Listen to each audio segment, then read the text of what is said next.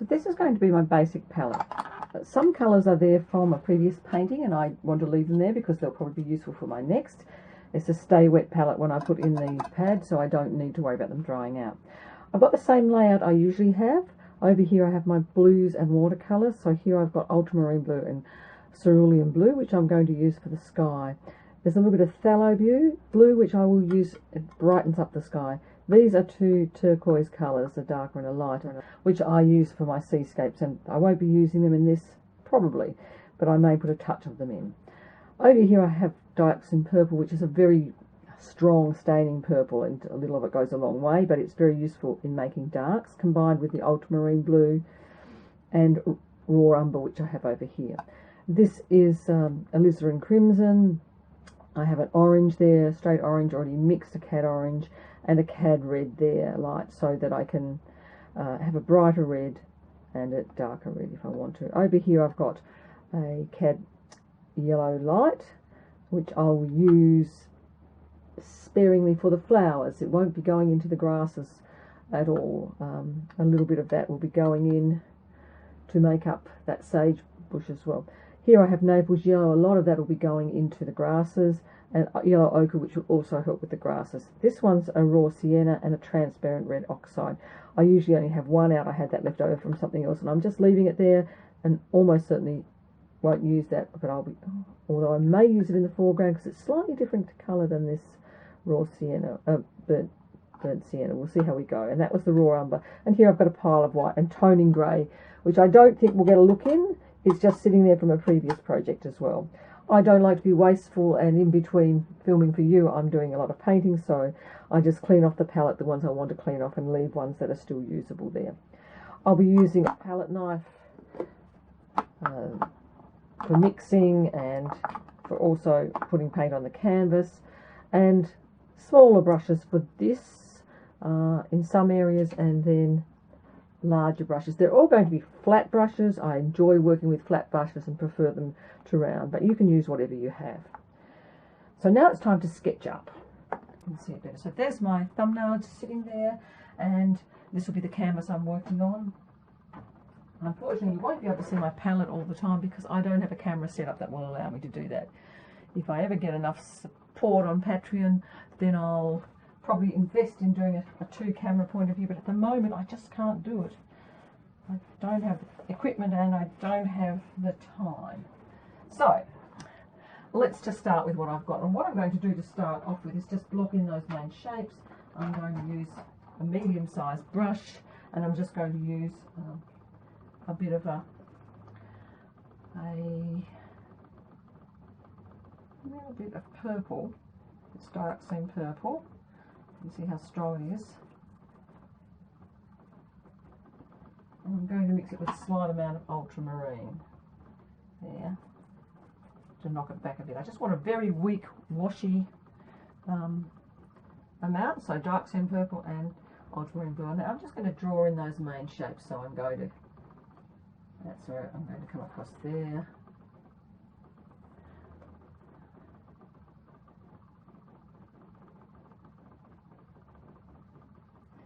And the mountain's going to go in here.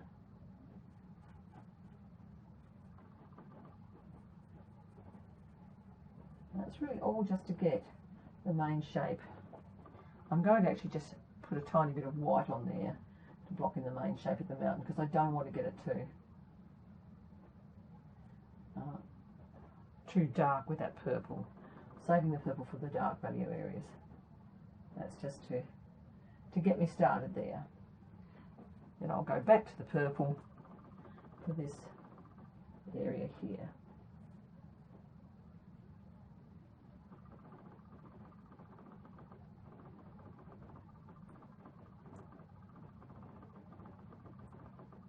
And they're quite sharp and peaky because this is volcanic area and these are all either active or extinct volcanoes. Okay, so that's the general background. Because this is not a sea horizon, I don't need to worry about getting that perfectly straight. I don't really want it perfectly straight. I'm going to come forward, and I am going to keep going with the purple as an underpainting for the yellow of the planes there, the grasses.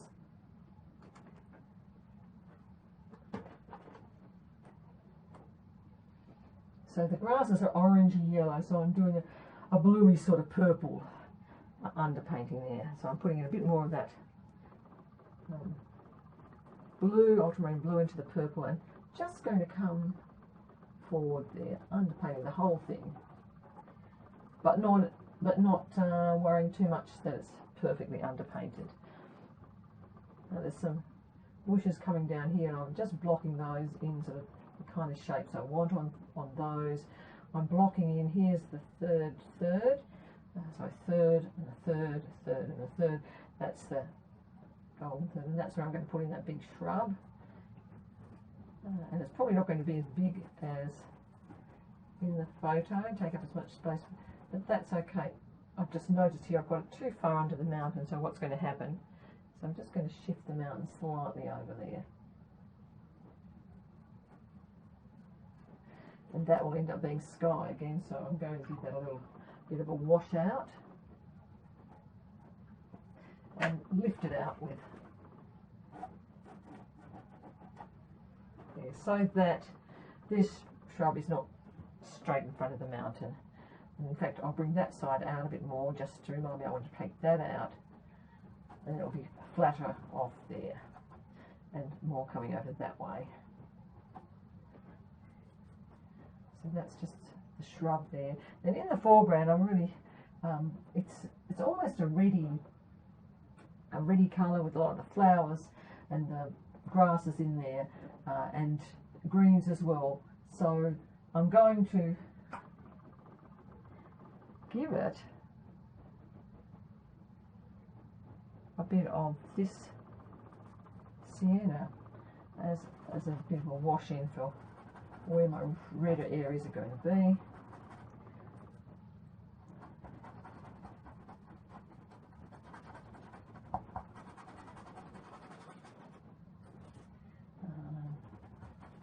Just to give me a bit of a reminder. And I want to remind myself that I don't want this line to come halfway down. So I've stopped at about a third, and then there's going to be a different sort of grassy area coming into here. So I'm going to just bring this across in a kind of diagonal way there, that line. And I'm going to take it up that way in a bit of a diagonal line too. And that's just to remind me to keep it in a diagonal line there. And what I might have is another bit of a line there, so that'll be a little bit darker underpainting for some of the lighter grasses.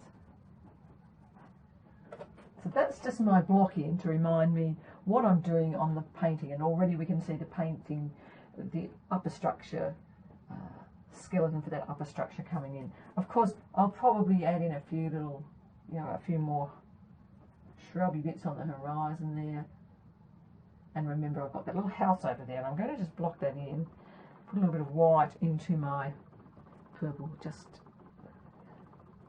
tint it off a little bit, and just put the house where I plan it to be, which will be right there. So that's my basic blocking. Now what I want to do, once that's dry, is build up a little bit of texture in the foreground here with some gel medium, so that I've got some, it's a very, let's have a little look at the photo again. You can see there's a lot of texture and so on going on in here. So I'm going to use some acrylic mediums to help me build up a texture before I go in with more paint. Although I'm just going to build up the texture first. Hello, we're back again, and I was talking earlier about putting some texture onto the grass area. So I'm going to use two different mediums. One is called moulding paste, sorry, and this one is by Atelier. I use that quite a bit. It's thick, it's opaque, so it's white and it dries white. I don't mix it in with the paint, I put it on first and then paint over it. Though you can mix it in with your paint, you need to remember though it will make everything lighter when you do that, when it dries. The other one I'm going to use is this one called Clear Tar Gel. It's quite interesting. It's a very runny, stringy kind of liquid. This tar gel is really the same thing as your acrylic paint is made out of without the pigment in it, but it's got some other additive, because something that makes it very stringy, and if you add paint colour to it, it loses that property. Now I want to use the stringy property of it because it will run in a continuous line off my palette knife, and that's how I'm going to get some strings that are going to give me some grassy looks. We'll do that second. So first we're going to start off with the moulding paste, opaque, thick. It's going to give me some texture. I'll show you how I do that. This is, I just take some out, and you can see that it's quite thick, it's white, and I'm going to put it on the areas where I want extra texture, and I just pat it around randomly, because all I want here is to create a little bit of random texture to simulate the grasses and the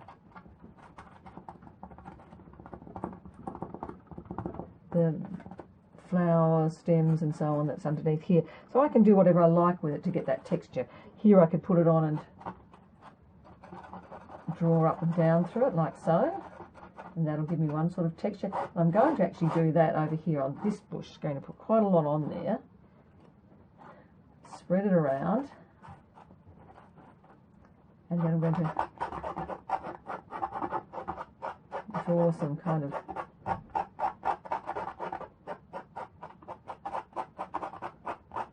lines into it.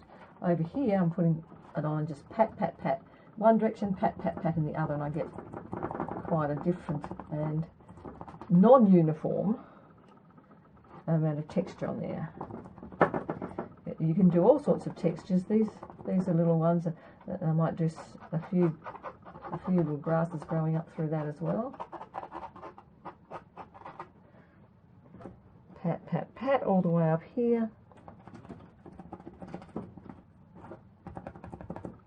And what I'm trying to do is not have, I'm going to take some of the texture out there. I don't want too much texture back there. I'm bringing the texture into this area, and then working a bit of texture back through here. But as I go back, I'm not going to have so much texture, so just a little bit there to give me help me with that diagonal line I'm setting up. So there I have some texture in there. Now I'm going to try putting a bit of the stringy texture gel over there. What I've done here is put random texture there, some stick-like textures there, only a little bit of texture there. And what's helpful, you could see that if I did this on a white canvas, I wouldn't be able to see the texture gel so well, but because I've underpainted, I can see the texture gel much better, and that's how I prefer to do it. So now I'm going to show you what I'm going to do with the tar gel, but I need to put it flat for that, so let's remove that. I'm going to be putting some texture gel in this bush and around these areas here. Taking the lid off, and you can see that is quite gooey and slippy, so when I put it on here I can make little strings. If I do that flicking action, I can take off the bits I don't want. I can get some grasses where they come from the top down. And because it's not going to break unless I break it, I have to, if I want to have the flicky grass-like.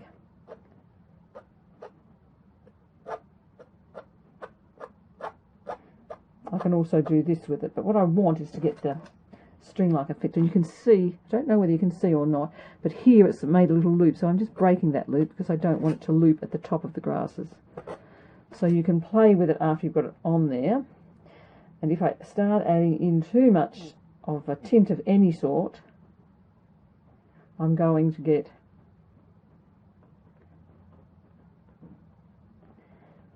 I can just put it on randomly for some random kind of effects, and just to give me some extra texture underneath there.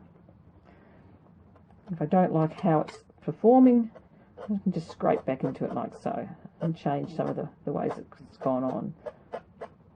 No, you don't have to use this. I just wanted to show you one of the things that you can do, because there's a lot of mediums around, and this is quite nice at getting the texture of those random kind of branches there, just by flicking it on.